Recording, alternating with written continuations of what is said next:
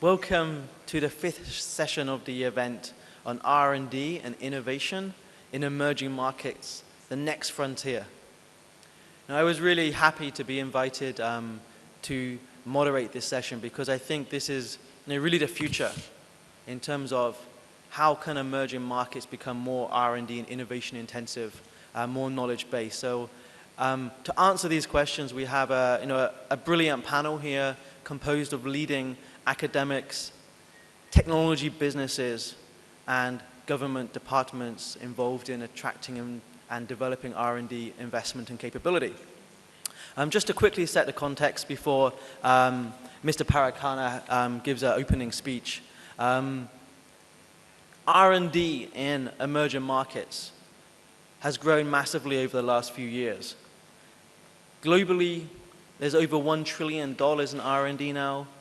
China is now the second largest country in terms of expenditure in R&D, South Korea fifth, India eighth.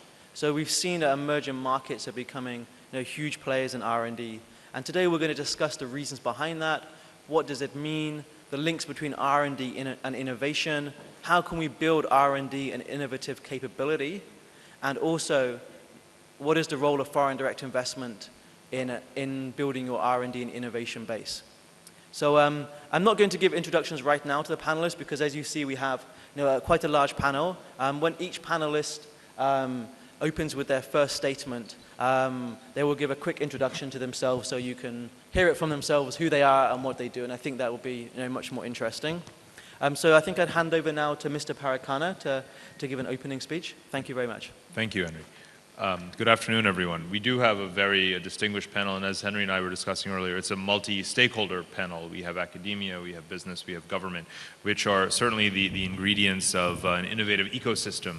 Henry didn't lay out strict definitions because I think that's going to be a part of this debate, is this relationship between R&D as a quantity and quality, and then innovation, and whether or not there is that strong linkage. And that remains, that's something that has to be tested, and the answer is different in many places. And as is the definition of innovation itself, whether we're talking about products, processes, values, and so forth.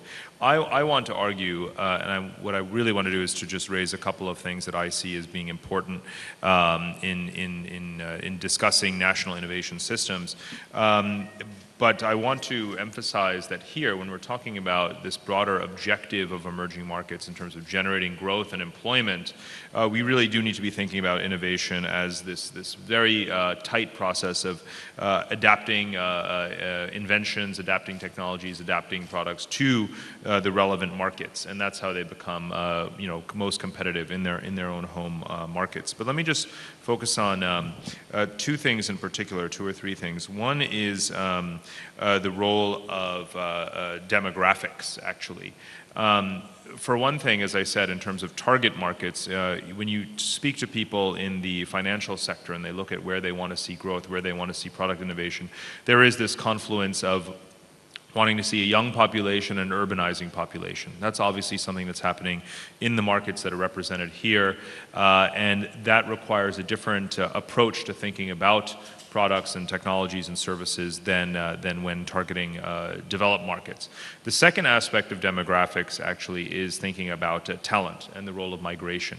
And I think this is absolutely essential. There's a well-demonstrated relationship between talented members of a diaspora going back to a home country, whether it's India or Turkey or Brazil or what have you, or China for sure, and being able to accelerate the process of innovation and really developing R&D within a country through the foreign-trained talent that was originally considered brain drain, but has become a brain gain. So look closely at the policies that countries are putting in place around attracting back that talent. China has been doing it very aggressively. There have been over 100,000 Chinese that have returned just in the science, technology, and other fields with MBAs and PhDs from Western universities in the last few years. That has been an accelerant. India has been doing this for over 10 years as well. There's even new visa schemes in China that are meant to attract non-ethnic Chinese talent to come and reside in China and start companies and so forth. So we should be very, very cognizant and have a strategy. Countries need to have strategies around this migration issue. The second is the role of the state, and this is, of course, something that's very controversial, if not in this room, but certainly in the intellectual discourse, which is how strong a role should the state play. If you come from Silicon Valley, the phrase managed innovation is an oxymoron. It's something that people can't, wrap their minds around. It's something they refuse to accept. Because there is this notion of this kind of bucolic, leafy sort of setting where there's this accidental, serendipitous co-location of all the right factors that drive and produce invention, innovation, and things just sort of emerge from there. But let's face it, most countries, most emerging markets, frontier markets, developing countries, don't have the luxury of this notion of just constant, let's just experiment and fail until we get it right. In fact, innovation does need a strategic underpinning, often a very strong government hand.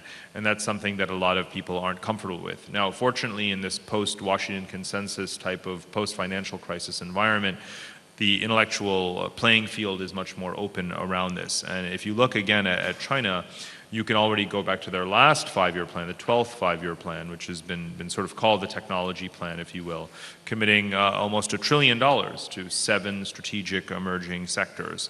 And that's, they were very conscious in looking at where and how can they acquire the right technologies, which sectors do they want to stimulate investment in and even seed companies in, help companies list on exchanges, attract more joint ventures in those areas, and advance commercialization.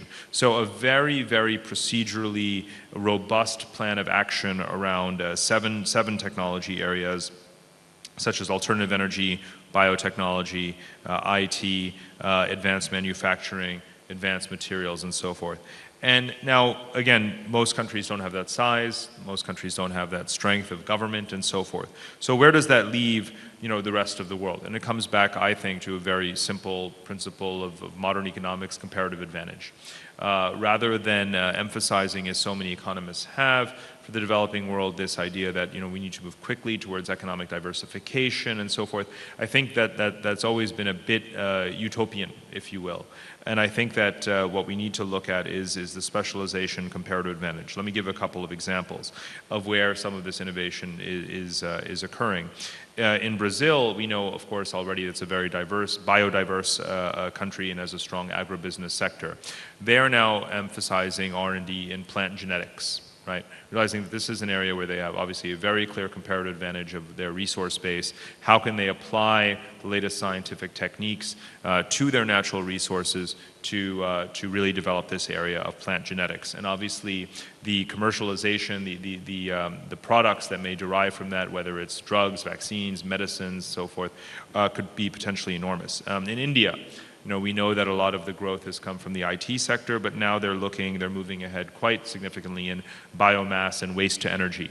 So again, leveraging the resources, the natural resources, or the social processes, if you will, in that country to focus on a certain key sector. So I think, if I could give one suggestion for this panel in order to anchor and make sure that all of our comments are very concrete, we should be thinking about what we should be encouraging governments and companies to do to leverage, to access the supply chains of capital and technology as efficiently as possible, to find their niche. Based upon the resources that they have. And I think that should be a guiding principle in a way for broader conversations around this issue. So I'll stop right there and look forward to all of the insights that the rest of the panel has. Thanks.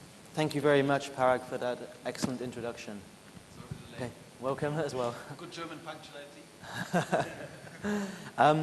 Now, you touched on some very interesting topics there. The importance of strategic planning and support for R&D and innovation, especially in more developing countries. The kind of dynamic or the difference between R&D and innovation, which we will be looking at and the panelists will be discussing a lot. The importance of specialization, focusing on your strengths, and also the key critical importance of talent. And if that talent has gone overseas, how to bring it back, or how to get any talent wherever it is in the world to come to your country to set up innovative businesses. So I think that touches on quite a lot of the key themes we'll be looking at. So my first question for the panelists is this. So I mentioned in terms of the growing levels of R&D as one indicator of technological capability or capacity and innovation. Why is this happening? What's behind the growth of R&D in emerging markets? What does this mean? And also I'm interested in what is the role of foreign direct investment in this? Is it mainly bottom up from domestic indigenous industries, or is it foreign direct investment playing a key role? So if I may, I would ask Mr. Sergey Filipov to answer that question first. And again, please just give a brief introduction to yourself so all the participants. So thank you very much. My name is Sergey Filipov, and I'm Assistant Professor of Innovation Management at Delft University of Technology in the Netherlands. So I will start briefly a discussion and talk about R&D. So it's only on the investment side, so it's not about innovation, not about outcome. But what I can see, I analyzed R&D investment scoreboard published by the European Commission. So every year they assess amount of R&D investments in different economies. And indeed we see rise of companies from emerging economies. But it's it's only a select number of economies, in fact. So we are talking about BRIC, one company from South Africa, one company from Venezuela, from Saudi Arabia, so it's quite limited. So within the BRIC economies, we see China, and let's say if you look 7 years back, we only had 6 companies in 1,000, among 1,000 companies. And jointly they invested 1 billion in R&D. Now, 6 years later, we see around 60 companies. So it's like 10 times more, and they invest around 14 billion euros jointly. So in case of China, in case of Russia, for example, we can see it was only one company invested just around 100 million euros. And then now we have 4 companies investing 1 billion. So in fact, the rise is not such dramatic. So the same holds to different extent for Brazil, India. So I would say the rise of economy does not necessarily lead to higher investments in R&D. So mostly there should be some kind of qualitative change in the economy. So, for example, in case of Russia, most of the money goes from energy, oil-intensive companies, and it's not exactly R&D-intensive companies. But in the case of China, indeed, we see the rise of companies in electronics in this kind of R&D-intensive sectors. So that just to start the conversation, and then maybe somebody will continue. Thank you very much. Any other panelists would like to comment on that? Thank you. I think the increase in R&D in an emerging economy is a very natural progression as that economy moves from one base, kind of a factor-based economy, which is based on their source of competitive advantage being low-cost labor or cheap natural resources. And as that economy develops, it becomes one based on kind of efficiency, low-cost, efficient manufacturing, and it slowly moves up the technology curve to the point where you have an economy that's significantly developed, that's truly based on innovation. And so you're going to see an emerging market gradually putting more into R&D, and I think more importantly, innovation and the commercialization of that R&D. We've seen a lot of emerging markets attracting foreign direct investment on R&D. If you take a big company like a GE, now almost half of their global R&D centers would be based in emerging markets. I would make the argument, though, that if you are attracting foreign direct investment for R&D, you're creating some R&D jobs, but you're not necessarily building the economy. To do that, you need homegrown R&D, and you need to be able to commercialize that domestically, and that creates jobs across the board, and that's what drives an innovation-based economy. Thank you very much. So would you mind just introducing yourself? For the I'm sorry. Sorry, thank you. My name is Murray McKeag. I'm from Canada. I run a venture capital firm based in Canada called the Mars Clean Tech Fund. But I've also been an entrepreneur. I've built and sold a couple of venture-backed companies. So I come at this from both an entrepreneurial and a venture capital perspective. Thank you very much. I might have to speak to you later because I'm looking for some funding for one of my companies. So I think we have 2 gentlemen here who would like to comment. So I think yes, my name is Ayub Kazem from Education Cluster and TCOM Investment in Dubai. where I head both knowledge clusters of Dubai Knowledge Village and Dubai International Academic City. I would like to just add an example here to what Murray has stated, where I'm going to be speaking about the UAE, how we started. We started with the resource or factor-driven, as a factor-driven economy 40 years ago. Then we moved up to efficiency-driven. And a few months ago, around 6 months ago, the report that came out from the World Economic Forum Global Competitiveness Report categorized the UAE to be, for the first time, as an innovation-driven economy. And it is the only Arab country that is categorized under that category, under that classification. Well, this is, I would say, this is due, and of course, on the competitiveness, the ranking was 24th. The UAE was ranked 24th, moving up 3 notches from 27 in 2011. Now, when it comes to knowledge, or I would say innovation-driven economy, it is characterized of having very high level of income per capita. The economy is to be diversified, and of course, that shows now we do not depend heavily on oil and gas as we used to do 30 or 40 years ago, where now oil and gas contributes to around 1/3 of our GDP. In addition to that, it comes in education, the role of education, investment in the human capital development, where we have excelled significantly over the past few years with the help of Dubai Knowledge Village and Dubai International Academic City. Now, this is just an example of what Murray has stated, you know, where we started. And we still have a long way to go. When it comes to the knowledge, innovation-driven economy, it consists of 2 parts, R&D, and then you have business sophistication. In R&D, we are lagging. We are lagging far behind than many other nations. But when it comes to business sophistication, and of course, this is where we excelled significantly with the formation of these economic zones and free zones, where we have taken the concept of a free zone from the Irish 50 years ago. And we made some changes to it.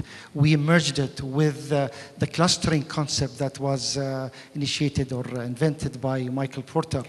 So by developing these economic zones, they have contributed significantly of bringing the ranking of, or moving up the ranking of the UAE to the 24th on the global competitiveness. So this is just an example to what Murray has stated. Okay. I say 2 words. Yeah, my name is Jan Jay. I'm professor of international economics in Warsaw and Krakow, in Warsaw, in National Defense Academy. But I was vice economy minister in 3 Polish governments, but also member of parliament. Well, the answer is not so simple. Why? Why? Of course, the bigger economy, probably the bigger importance and possibility of R&D sector. But let me give you a Polish example. Our economy is doing very well. Practically the only country which has no recession in the last 7-8 years. Absolutely one of the European Union countries which has no recession. But, and we had a lot of investments, probably something like $200 billion or 180 billion in the last 20 years in Poland. But unfortunately, we had not very much investments in the R&D sector. Although through this investment and privatization process, we had, for instance, a very good modern banking system, but no R&D investment. And it was the situation of different sectors. Now, because we observed, we realized that this sector is growing. It's very important. It's also a part of the effectiveness of economy. So we have very ambitious program to go ahead with investments. And we, of course, give as government facilities on that and pay attention to that. Thank you very much. I think, you know, we're primarily here as a foreign investment conference. So I would really like to know the answer, you know, in terms of how important is attracting foreign investment for R&D and innovation in your countries, or in countries in the world? I mean, should it be an important part of your R&D or innovation strategy, or is it just a minor part? You should be focusing on, commercialization, development of startups, technologies, etc. So, it'd be really useful, I think, for everyone here to really understand what you think in terms of what is the role of FDI, or foreign direct investment, in this process. So first of all, Simon, and then the gentleman here. Oh, sorry. Do you want to? Okay. Thank you. My name is Pomla Apai. I'm representing South Africa. I'm the Deputy Director General for Trade and Investment in National Department of the South African government. I think R&D is an important element of growth and development for any economy. And this is of particular importance to developing countries, particularly BRICS, BRICS with an S.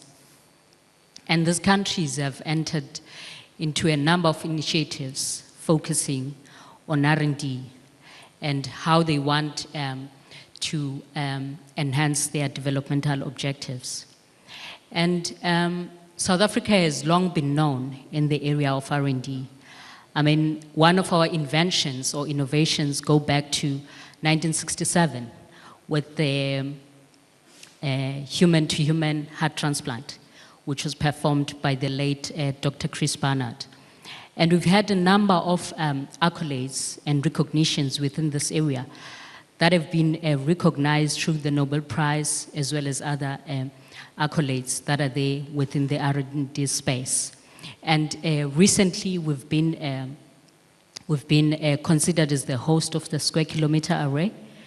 And for us, the question that you say whether FDI should be an important element in terms of enhancing your developmental objectives, this is quite key, because you start domestically by acknowledging your indigenous knowledge and how you then take that through a particular value chain to ensure that it gets to the level whereby you are able to talk about whether there should be moderation or intervention from the state, as the keynote speaker alluded to today. And one of the important elements is that governments within the specific economies should have or should consider partnerships with the private sector in terms of enhancing such programs. And one of the commitments from the South African perspective is that we've considered 1% intervention of our GDP as part of our R&D to look into a number of areas, to look into the niches that are there. If you look at comparative sectors, when you look at the global economy, what is it that could be enhanced within that area? I think I'll leave it there for now. Thank you very much indeed. Thank you very much for a, do you hear me? Yes? For a contribution from South Africa, because my name is Simon Smit. I'm an R&D and innovation expert, and an expert in investment in the high-tech industry. And in fact, I want to say, and it sounds very silly for me, but don't listen to Westerners when you develop your R&D. Because in the emerging markets, the process of building up R&D goes completely different from what we have experienced. Because it goes exactly the other way around. It starts with innovation, and maybe then development, and finally you do research. And that is because there's a lot of technology observation needed. And the point is that as long as you don't have done this technology observation, you cannot do not find the people who can do the real research behind it, finally. So you have to follow a completely different path. The example which I want to stress is the example of China, which is a long way, because they started in 1988 with the TORCH program to set up science parks and free zones to encourage high-tech industry to come. Nowadays, the Beijing Genomics Institute has spun off one of the biggest companies, in fact, high-tech companies in the world in genomics, simply because they start early, 25 years ago, by promoting these zones and science parks. What I emphasize in the article, which you can find in the proceedings, is the fact that there's a new development going on in Eastern Europe, at least, which is called virtual labs.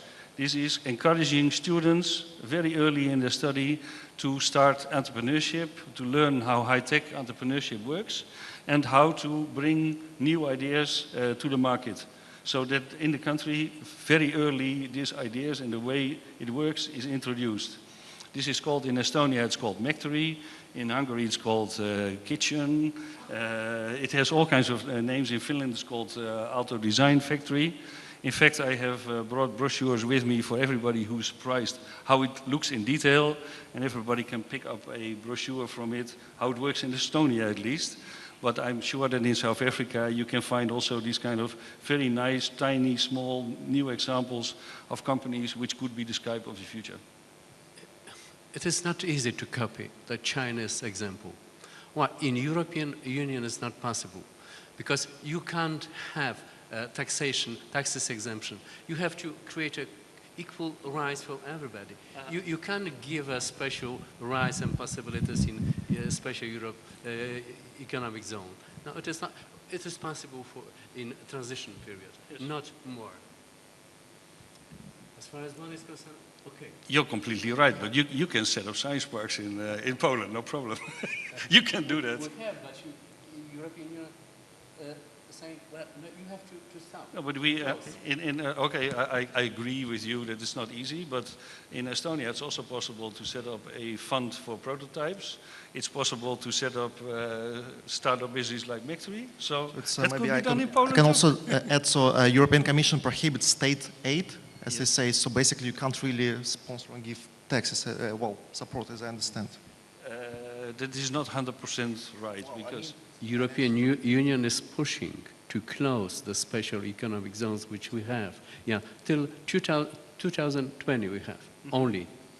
Then we have to eventually to negotiate that. May I just intervene here? Go ahead. I think it's a very interesting discussion. I think, we talked about, Simon talked about science parks or technology parks as a, as a key catalyst or key enabler to develop technologies, startup companies, innovation, and also to attract foreign direct investment in R&D, because they like to go to a technology or science park which has universities co-located, startup companies there, all the infrastructure there. The incentives is another part of the discussion.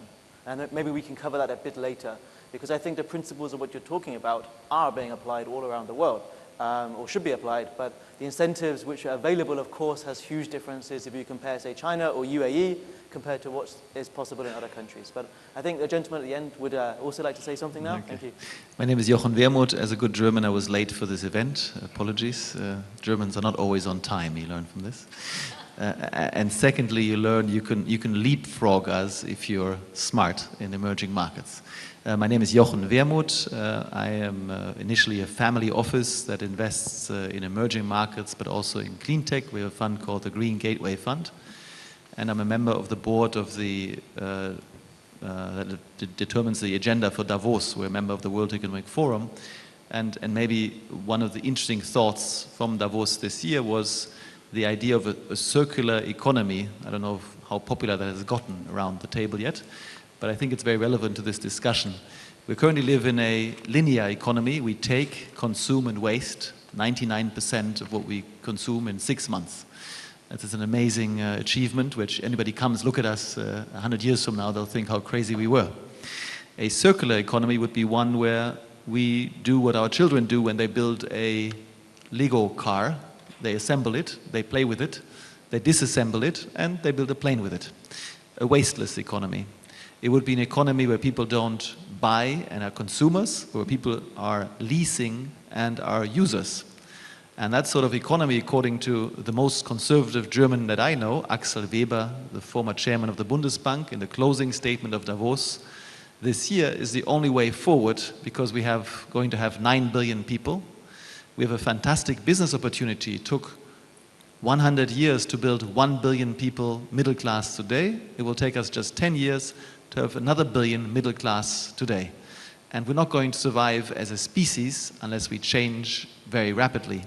And R&D in emerging markets, I think, could be the key, because the problem in Germany is not only we're late, but we also have infrastructure and vested interests in the developed world, which doesn't allow the new technologies to break through. So I think there's a great opportunity for emerging markets to bring foreign direct investment into their countries from those enterprises that have solutions for a more circular, a less energy and resource efficient economy, and combine that then with local research and development hubs. So my view would be that people like in the United Arab Emirates or in Russia are actually about to leapfrog the West. We're going to be boring, old economy type people, and emerging markets will have what Jeremy Rifkin calls the third industrial revolution, where people have their own power plant. I, for example, live in a house that has zero energy consumption, geothermal heating, solar heating. I get paid to charge my Tesla at night, and I get paid when I give battery power back in the day. So that's something you can easily do in emerging markets, and then you don't have to depend on the old economies. And R&D, of course, would be packed onto this, because the R&D in Europe, unfortunately, is also stuck with the old type of economy. We've got to move to a new economy called the circular economy, and I look forward to going there. Thank you. Thank you very much. It's a very interesting perspective and of how R&D can help sustainable development and a sustainable planet. I'd like to just change the line of questioning a little bit, because we started off talking about the difference or hinting about the difference between R&D and innovation. So I'd like to kind of address that, and the way I'd like to address it is, when you look at the growth in R&D in emerging markets, and you look at companies, let's say, probably one of the best examples like Samsung or Huawei from China, are emerging market companies challenging now the Western companies?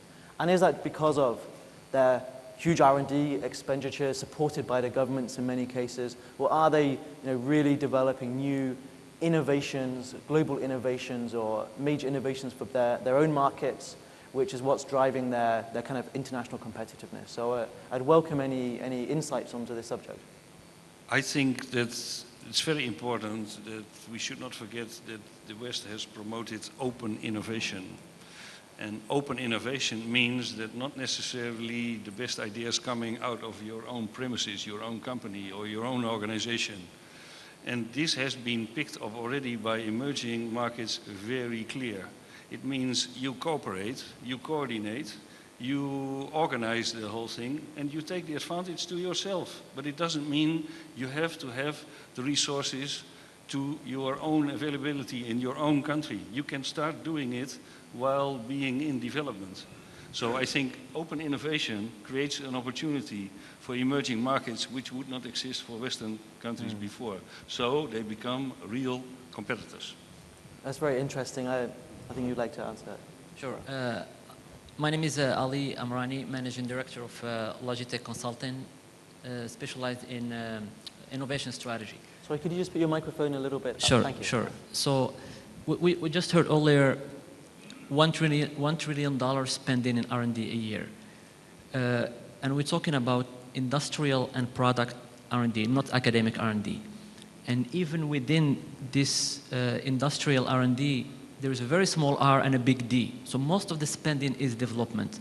These companies, we heard about Samsung, for example, or a big technology giants, when they decide to go to invest abroad, they're looking for the D, the engineers, the scientists, material, equipment, test, access to raw material. And in order to challenge them from the development market, this is what you have to build. Are they ready? Most of the countries are not. Where I see, and we can hear an example, for example, a technology giant comes up with a phone. We hear they spend 500 million in developing the phone. Most of it is engineers, scientists, equipments, material, and those are the areas where the country needs to develop, the emerging technologies needs to evolve. And we hear a lot now the development of clusters. Cluster is a good answer to these. Clusters, it's a complete value chain around a certain technology to be able to compete or even partner with these giants. Where there is the opportunity is in innovation. Innovation is where emerging technologies can challenge these global companies. Because when you talk innovation, it is, you wouldn't call something innovation unless you benefit from it, whether economically, socially, or gaining a certain competitive advantage. And then in order to gain that, you have to have access to the market. In order to benefit, we're talking customer, market, and then the emerging markets are better positioned to challenge, better positioned to challenge the technology giants or developed countries in their local, in their local or their neighboring regions.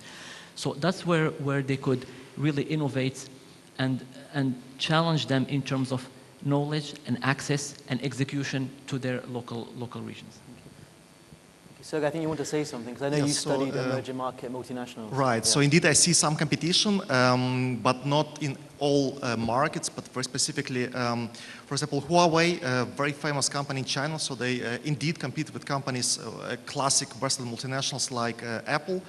For example, you can buy smartphone in the Netherlands for half a price of Apple, having the same functionality, having all the same, but just well, and consumers more and more buy these products, and the products developed in emerging markets, well, in China specifically. I think the companies, emerging multinationals in emerging markets, they have sometimes different perception, mentality. So first of all, it's cost innovation, so they develop different ways of how have innovation cheaper. So sometimes it's imitation, but it's also learning by imitation. So they produce products cheaper for local markets. And then with the same products more or less adapted for the West, they go to the West. And well, I also heard stories about some kind of mindset, different mindsets. So for example, German engineers are not able to have the same innovation, cost innovation. So because they have planning, okay, how it should be done. But Chinese engineers, they're more sort of innovative and kind of cost innovation. So indeed, I see some competition, but not in all markets, but only, well, a couple of companies. Maybe just one example. Well, on the way here, I read Time, so American magazine, and there was the whole story of Huawei. So they produce all the equipment for IT networks and so on.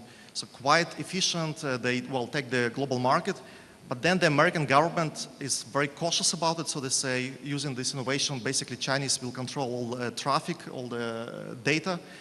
So we sort of trying to defend our market, protect our market, and we don't allow this kind of innovation. So it's also it's not so easy. So it's a lot of political kind of consequences. Sorry, were you going to go next? Yeah. Sorry. No. You know, I think still a lot of that innovation, the examples you used in China, is still based on manufacturing efficiency and hasn't moved to the true kind of innovation economy level yet. And one of the indicators you can look at, if you look at kind of investment in R&D, China would rank #2 in the world, as we heard earlier. But if you looked at kind of investment in venture capital, they would be #20. And that really, venture capital is focused, you know, it's prominent in innovation-driven economies because it's where there is new ideas being created that can be invested in right from the initial kind of seed of that idea through to building large corporations. And we all know America, that ranks #1, has been the leader in this space. And I mean, we see, you know, all the companies that have been built, Microsoft, the Apples, the Ciscos, Oracle, now Facebook and Google. These were ideas created by single entrepreneurs in the early days. And this is an example of really a true innovation-based economy. And if you ask the question, is it worth it to build that entrepreneurial economy? Well, I think about 17% of the revenues generated in America today are from startups that were originally just, you know, innovative little ideas. So most definitely that's where it needs to move, and it needs to be domestic. So can I follow up with a question to that? So you've highlighted the importance of venture capital for innovation, commercialization of ideas, entrepreneurs, building businesses. Is this necessary for every country, or are there different approaches to this? And if venture capital is so critical, how can countries, which is most countries in the world, who don't have that much venture capital available, how can they provide this? How can they attract venture capital to invest in the businesses? I think venture capital is actually a last step in the process. Once you've built an innovation-based economy, you've got the R&D, you have an entrepreneurial population that's been properly educated in how to grow businesses, and all the other components there, proper capital markets, venture capital will come, and there is a lot of money in this world seeking innovation, so you'll have no trouble attracting that. Right, great. And you think you'd like to make a Let comment? me have two or two comments, yeah. Some things are unclear. Even the notion of emerging markets. because there are two classifications. One is OECD, which is different, and the second is the Stanley Morgan intellectual capital. Yeah, but now, in contemporary economies, it is not easy to compete. It is practically possible for big economies like China. You know, American expenditure on R&D are something, innovation, something like $400 billion. That of China, over 100.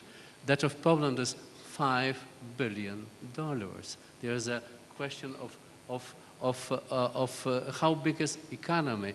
But I think it is possible in a certain cooperation, joint venture capital in that, different possibilities. It's probably better. Of course, step by step, if government has a clear policy on that and strategy and the vision of that, it is probably possible, which we will do. We are trying to do from a couple of years because we saw that we are back as far as R&D sector. Thank you. Thank you very much. Would you like to make a comment as well? Thank you. I guess one can say the companies from emerging economies are challenging their Western rivals. But our observation is that the emerging companies are in pursuit of an equal level playing field. That's what they are in pursuit of. From the South African perspective, we have seen a number of companies from the Western world as well as from the emerging perspective setting up their R&D centers in South Africa. Hence, our observation is that they're just looking for an equal level playing field to ensure that they achieve their own objectives, also in partnership with the host countries. Thank you. So, VCs are here to invest, to benefit, not to develop the country. So it's very simple. If you want to attract IP, you develop IP regionally or locally. If your environment can encourages the development of IP, intellectual property, protecting IP, and more importantly, benefiting from IP, VCs will come and will encourage others to come. So if you start within, and then go back to my prior question, this is why countries are looking at clusters, to start within a certain technology where they have advantages over others, and that's a little bit easier. And they really need to show benefiting from this technology, benefiting from R&D. Success stories, scoring success stories will help others, will help VCs, will help the entire ecosystem to grow. Thank you. If I may just summarize the debate so far before moving on to the final questions about policies to raise R&D capability. It seems that in terms of the role of foreign direct investment in R&D, it can play an important role. You talked about South Africa attracting R&D, and then even countries like Poland, where you have maybe not so much R&D yet, but you have an extremely strong, proposition for and competitiveness for manufacturing, advanced engineering activities, and those kind of companies can and in all likelihood will move into more R&D intensive activities as the economy develops further. And I think in terms of the debate about emerging market multinationals, we've given quite a few examples of key examples of emerging market multinationals which are challenging Western companies, and whether that's through cost innovation, which I think is a very interesting term, or whether it's through creative innovation, for want of a better word. I mean, maybe it doesn't matter too much. I mean, they're challenging, the big Western companies so much that, governments like the US government are perhaps looking at ways to, restrict their ability to compete in their market. But I think this is an opportunity for other emerging markets. I mean, I'm based in Turkey, and if I just look at, Turkey had almost no R&D a few years ago, but now if you look just this year, you see Intel setting up a global R&D site. Hawaii from China have their biggest R&D center outside China in Istanbul, employing hundreds and hundreds. I think it's actually going to be thousands of engineers now. R&D engineers.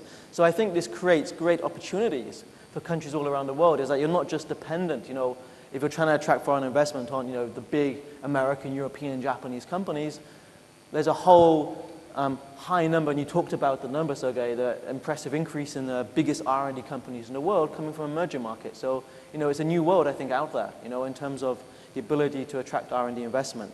But I think we've also seen that to really develop true innovative capability and to move towards an innovation-driven economy requires domestic or bottom-up evolution of your entrepreneurs, ideas, technology, research in universities, and so on. So I would like to look, finally, before we close the panel, at that area. What policies, specific policies, can governments take to raise R&D and innovation capability and help make their economies more R&D and innovation-based? With regards to the UAE, now the government has taken major steps when it comes to promoting the R&D and innovation. Now, again, our role here as an economic zone is to attract the foreign direct investment, but also we depend on the government funding as well. Now, by setting up these international branch campuses in the UAE, where we have the highest number of international branch campuses in the world, where now the universities are able to collaborate on various research projects, while they are with their next door neighbors within the educational ecosystem. The government is working very heavily in this regard, where they have established funds like Khalifa Fund, for example, Mohammed bin Rashid Foundation for SMEs, plus there is an ICT fund, among other projects intended to at least attract the talent from abroad and also maybe uplift the skill sets here in the local market, but also working heavily in the area of R&D innovation. Still, we have a long way to go. As I said, when it comes to R&D, we are lagging far behind, but when it comes to the SMEs and the incubators, of course, we have been moving way ahead of many countries, developed countries even. Yes. Thank you very much. So you were talking about the kind of funding programs the government is putting in place, yes, to support SME startups and innovative businesses. Yes. Thank you. There's a good Soviet joke, not that I'm Soviet, but I have a Russian wife, so I know many good Russian jokes, and that joke is it's a bit capitalist critical, but basically two people meet on a field, and one knows a lot about agriculture and how to do things, and the other one is very, very wealthy. And they do a joint venture, they invest in R&D, whatever it is, and after the joint venture, one of them leaves much more wealthy, and the other one much more experienced, if you understand what I mean. He lost all of his money. And the problem, I think, with R&D and investments early stages, you've got to have really the rule of law as the key thing. You have to avoid corruption, you have to avoid the feeling of unfair treatment where you can't gain access. And I think that's number one, of course, for the governments. Number two, I applaud the Chinese government for setting very clear signals to their innovators. For example, in China, just as in Germany, they've outlawed smoking in shops or in restaurants. They've outlawed combustion engine scooters. You can only use electric scooters in Shanghai, Beijing now. So once you have this global vision, you have $5 trillion allocated to clean tech in China. Once you have that vision and the direction, I think you have your research and development going the right way and have the potential to leapfrog the rest of the world. And I applaud the government, like with Masdar initiative, to try to move forward in that direction. And I think it's a great opportunity for emerging markets. Do you want to make a short comment on that? Yes, I definitely want to do, because I'm working in Estonia, and Estonia is a very good example of a small country, of an emerging market, which can make a huge difference. And sometimes simple measures can make a huge difference. In Estonia, it's seen as a human right to have Wi-Fi access free everywhere. It means everybody has everywhere access to the internet and finds the information it immediately needs to move its business on. Very simple measure, and it really creates a vibrant atmosphere for new entrepreneurs. is now doing the same thing with electric cars. Electric cars are not produced in Estonia whatsoever, but it's the first country in the world where there is a full infrastructure for electric cars available now. So it means that if you buy an electric car, the argument, I cannot charge it quickly enough, is not valid anymore. You can buy a sustainable car now in Estonia and you can drive with it. These kind of simple measures make a huge difference in small emerging markets. Thank you.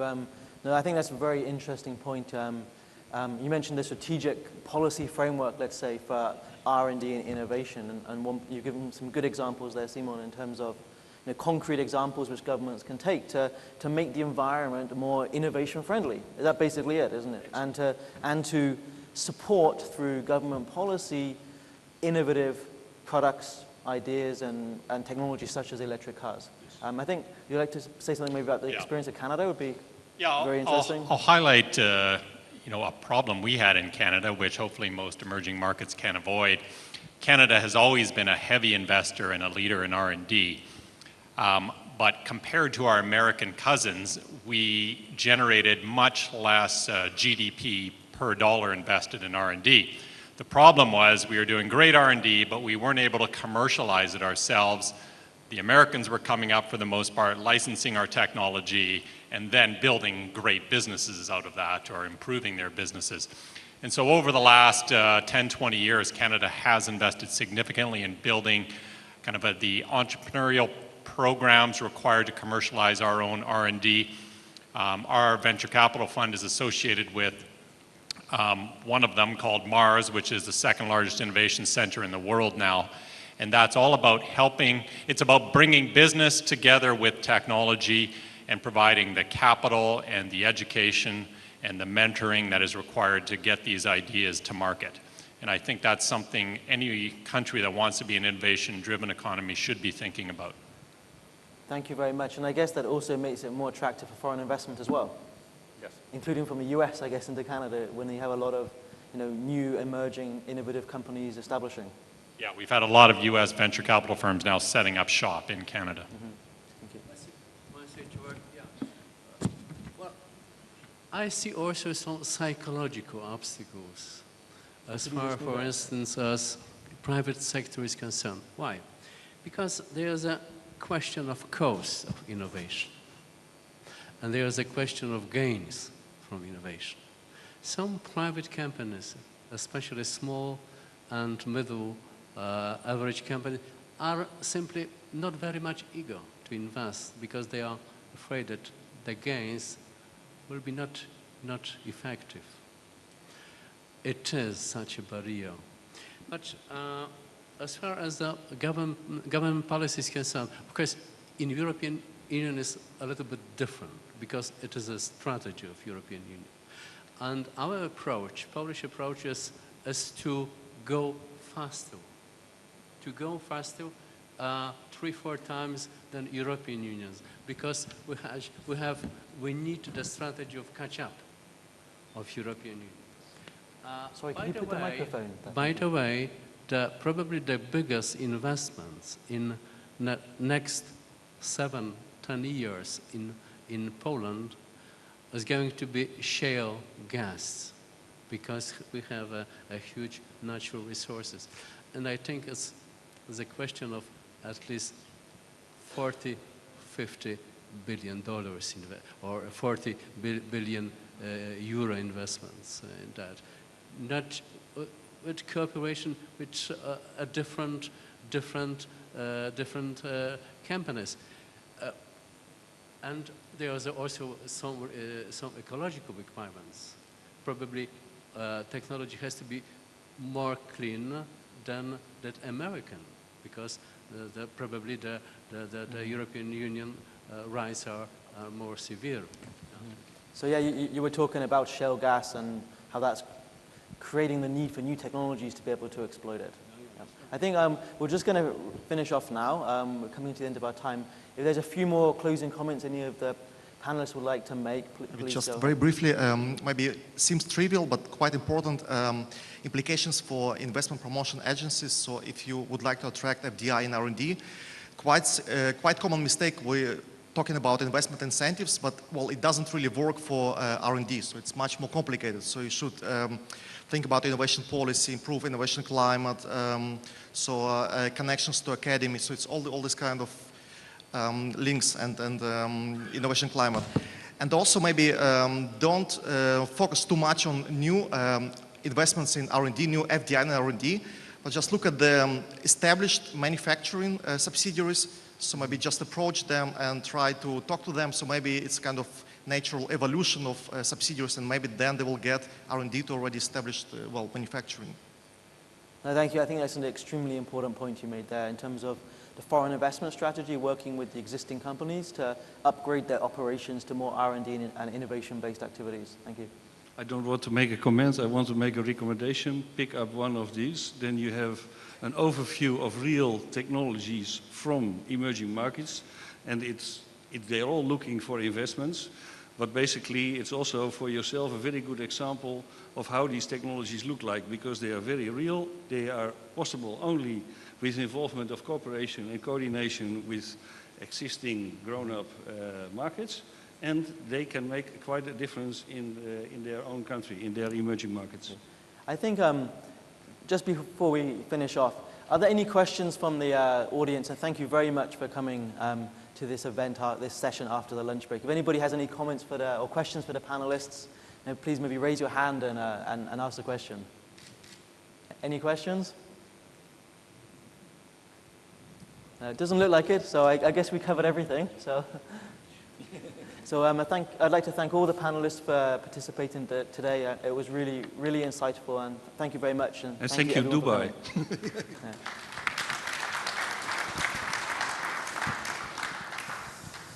Dear guests, I'd like to inform you that now you're going to have the Brazilian presentation. I'm sure you're going to benefit from it. You're going to present the huge investment opportunities in Brazil. Okay, just a few minutes. We are going to start it right now. Thanks.